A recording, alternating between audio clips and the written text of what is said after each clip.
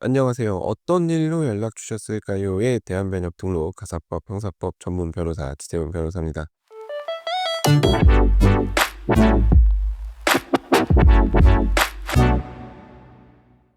오늘은 요즘 특히 많은 분들이 피해를 겪고 계시는 돈 버는 법을 알려준다는 전자책의 함정에 대해서 깊이 이야기해 보려고 해요. 가격이 무려 수십만 원에 달하는 전자책들이 쏟아지고 있는 현실, 그리고 그 속에 숨겨진 교묘한 마케팅 전략에 대해서 짚어보도록 하겠습니다. 최근에는 전자책 가격이 정말 천차만별입니다. 그런데 특히 눈에 띄는 건 가격이 30만 원, 50만 원처럼 꽤 높은 금액의 전자책이 있다는 거죠. 이런 책들은 우리가 흔히 전자책을 살 수 있는 그런 서점에는 입점되어 있지 않아요. 보통 그런 아웃소싱 플랫폼에 그 본인의 노하우라고 하면서 전자책 가격을 30만 원, 50만 원 이렇게 책정을 해서 올려놓는 경우가 많은데요.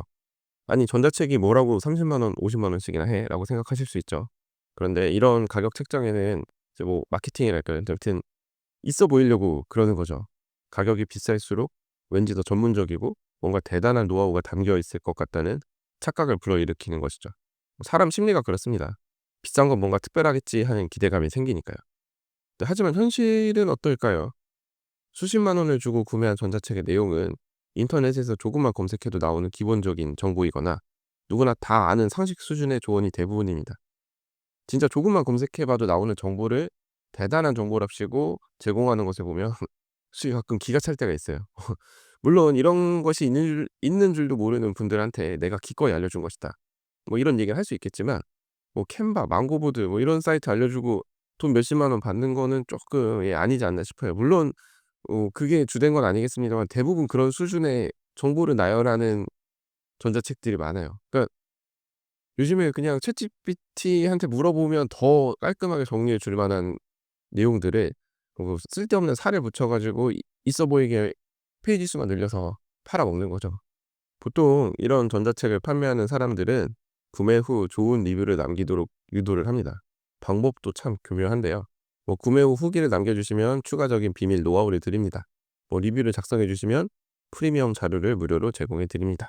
혹은 본인들만의 카페에 초대해서 노하우를 나눠 드립니다. 등등등. 이렇게 추가 혜택을 미끼로 소비자들이 무조건 좋은 리뷰를 작성하도록 유도를 합니다.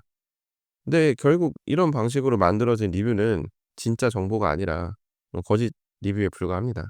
그러니까 후기를 보면 "이 책 덕분에 수익이 늘었어요." 뭐 이런 건 없고 "이제부터 제대로 읽고 한번 따라해 보겠습니다. 제가 결심을 했습니다. 한번 독한 마음 먹고 알려주신 대로 한번 해 보겠습니다." 와 같은 리뷰만 잔뜩이죠. 인제 "이제부터 제가 경제적 자유를 찾아 떠나겠습니다." 뭐 이런 거 같은 거요. 예.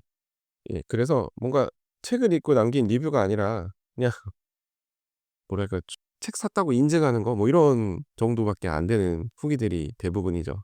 여러분, 정말 도움이 되는 정보라면 굳이 리뷰를 강요하지 않아도 자연스럽게 좋은 평가가 쌓입니다. 예. 마치 제 법률 상담 리뷰처럼요. 예.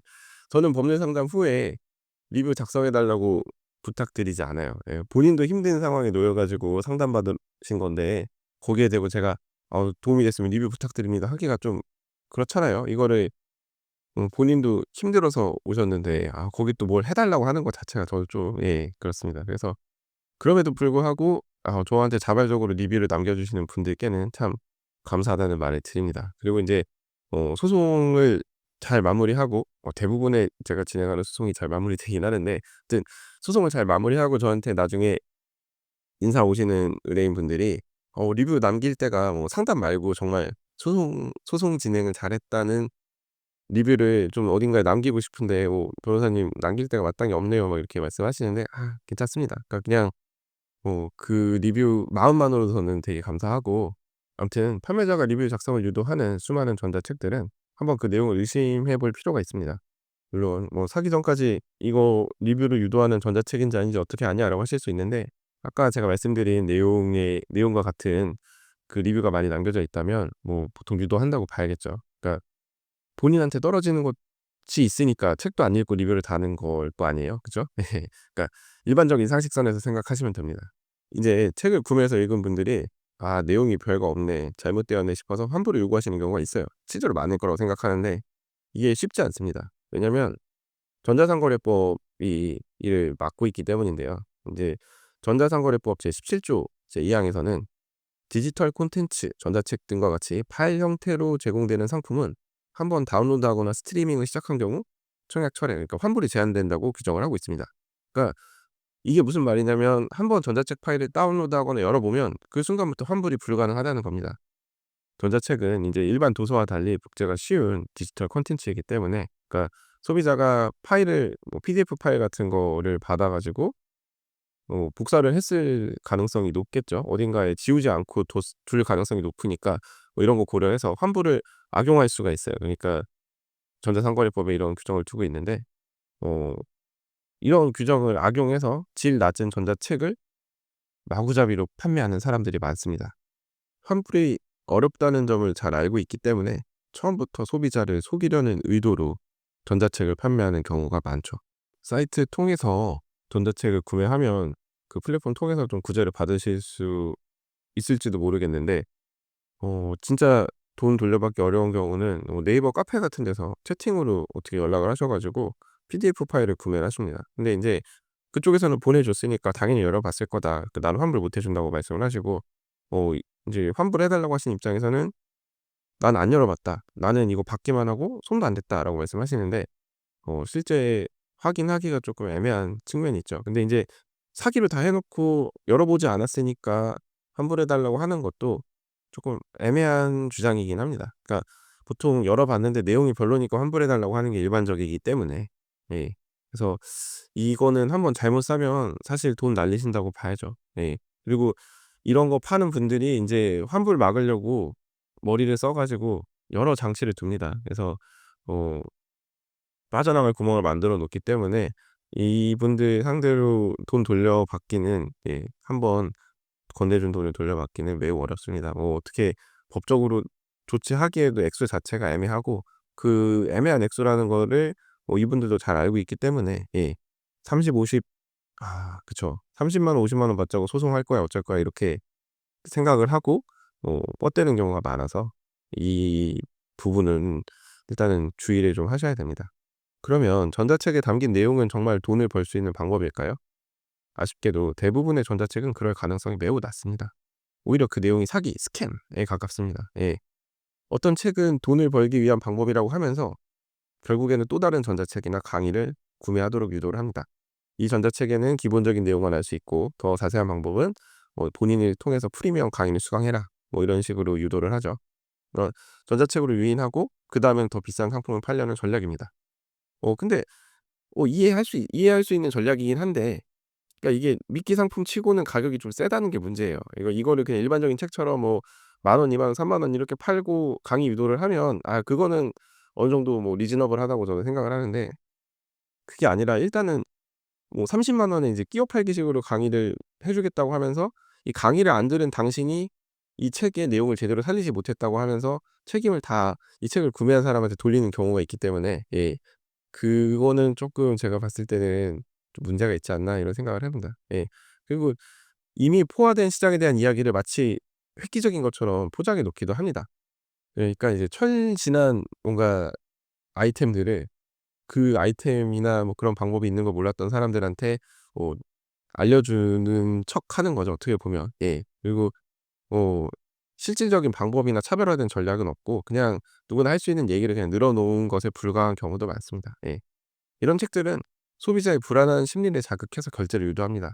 '오, 이렇게 쉽게 돈 벌 수 있는데 나도 해 봐야겠다.' 이런 심리를 이용해서 근거 없는 내용을 그냥 팔아 넘기고 있는 겁니다. 뭐 본인의 수익 인증이라고 하면서 뭐 스크린샷 같은 거 올려 놓는데 그게 언제 수익인지, 아니면은 그 수익이 진짜 수익인지 사실은 알기 어렵습니다. 이런 거를 플랫폼에서 제대로 걸러내느냐? 예, 제가 봤는데 그건 아닌 것 같아요. 예, 그 정도로 세세하게 막 보는 것 같진 않고, 그러니까 그냥 이런 거에 속아 넘어가는 사람이 호구가 되는 겁니다. 또 한 가지 인제 생각해 봐야 할 점이 있습니다. 예. 진짜 돈 버는 법을 왜 다른 사람에게 팔까요? 생각해 보세요. 정말 확실하고 안정적으로 돈 벌 수 있는 그런 방법이 있다면 그걸 굳이 남에게 알려줄 이유가 있을까요? 돈 버는 방법은 경쟁자가 적을수록 유리합니다. 누구나 다 따라할 수 있게 알려주면 본인에게 당연히 불리해질 수밖에 없습니다. 그러니까 예를 들어서 내가 싸게 사서 비싸게 파는 비즈니스 모델을 알고 있다고 해 볼게요. 그걸 다른 사람에게 알려주면 똑같이 하겠죠. 시장이 포화되고 가격 경쟁이 붙어서 수익이 줄어듭니다. 제대로 돈 버는 법을 알았다면 사돈의 팔촌 계정까지 동원을 해 가지고 내가 다 혼자 돌리겠죠. 굳이 다른 사람들에게 뭐하러 알려주겠습니까? 예. 그런데도 뭐 선한 영향력, 모두가 잘 살았으면 좋겠다 같은 포장으로 자신만의 노하우를 판다? 음. 예. 그건 진짜 노하우를 파는 게 아니라 판다는 행위 자체로 돈을 버는 겁니다. 진짜 선한 영향력을 행사하고 싶으면 뭐 PDF 파일 팔 게 아니라 그냥 공유를 해야죠. 예. 그리고 그렇게 PDF 파일로 뭔가 전자책을 파는 경우에 그 사람들이 그 전자책 사서 뭐 적당히 꾸며 가지고 또 그 방법을 다른 사람에게 팔 수도 있습니다. 그러니까 이런 구조는 노하우가 아니라 그냥 계속해서 전자책을 팔아 넘기는 그런 구조일 뿐입니다. 제가 이런 경우도 봤어요. 전자책에 코칭까지 더해서 상당한 금액을 지불했는데, 예, 진짜 이분은 꽤 많은 금액을 지불했는데 막상 제대로 알려주는 게 없고 들어오는 돈도 없다고 강력하게 항의를 했더니 "아 그러면 우리가 당신이 교육을 시킬 수 있는 자료를 주겠다. 당신도 우리처럼 교육하면 되지 않냐. 우리가 원래 이런 거 안 하는데 추가 비용 더 지불하면 교육용으로 쓰는 카페 홈페이지에 양도해 줄 테니까 당신도 이거를 돈 벌어라." 이런 구조는, 예, 다단계와 크게 다르지 않습니다. 그러니까 결국 핵심은 그 정보가 아니라 그 정보를 파는 행위 자체에서 수익이 발생하는 겁니다. 결국 쉬운 돈벌이는 없습니다. 예, 솔직히 말해서 쉽게 돈 버는 방법은 없습니다. 돈을 벌기 위해서는 시간, 노력, 지식, 그리고 경험이 필요합니다. 그런데 사람들은 쉽게 빨리 돈을 벌고 싶어 합니다. 그래서 이런 사기성 전자책에 쉽게 속아 넘어갑니다. 돈 버는 법을 알려준다는 전자책에 현혹되기 전에 스스로 한 번만 더 생각해 보세요. 예, 정말 이 방법이 확실하다면 왜 굳이 나에게 팔려고 하는 것일까? 제가 이제 나중에 또 얘기를 하려고 하는 주제 중 하나가 영업양도랑 관련된 건데, 영업양도 같은 경우도 그래요. 이 장사가 잘 된다고 하는데 왜 굳이 나에게 이걸 넘기려고 하는 걸까? 예. 이런 질문을 스스로에게 던져 보시고 신중하게 판단하시길 바랍니다. 예. 남 좋은 일 그렇게 사람들이 잘 시켜 주지 않아요. 사람들이 생각보다 착하지 않다는 거 아시잖아요. 예. 그러니까 저희 아버지가 저한테 자주 하는 말씀이 있으신데요. 예, 술 드시면 자주 하시는데, 예, 세상에 공짜는 없습니다. 예. 오늘은 이제 돈 버는 법을 알려준다는 전자책의 위험성과 그 속에 숨겨진 법적 문제, 예, 환불이 불가능하다는 거, 전자책이나 이런 거 환불이 불가능하다는 거, 그리고 우리가 어떻게 대응해야 되는지에 대해서 이야기를 해 봤습니다. 예. 결국 쉬운 돈벌이는 없습니다. 예, 혹시라도 지금 '나도 한번 해 볼까.'라는 생각이 드셨다면 잠시 멈추고 한 번 더 깊이 생각해 보시길 바라겠습니다. 자, 오늘 제가 준비한 얘기는 여기까지이고요. 오늘도 끝까지 들어 주셔서 감사합니다. 자, 다음 에피소드에서는 더 흥미롭고 유익하고 현실적인 그런 법률 이야기로 찾아뵙도록 하겠습니다. 이상 대한변협 등록 가사법 형사법 전문 변호사 지세훈 변호사였습니다. 감사합니다.